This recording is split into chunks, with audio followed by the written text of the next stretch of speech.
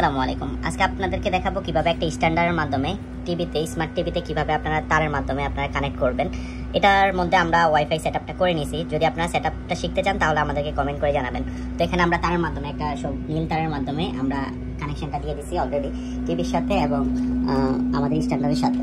তো এখানে আমাদের টিভির মধ্যে কিছু কাজ আছে, সেগুলো আমরা এখন করব। আপনারা দেখতে থাকুন পুরো ভিডিও। আমরা টিভি সেটিংসের মধ্যে চলে আসলাম। সেটিংসের মধ্যে গিয়ে আমরা এখান থেকে চলে যাব হচ্ছে নেটওয়ার্কসে।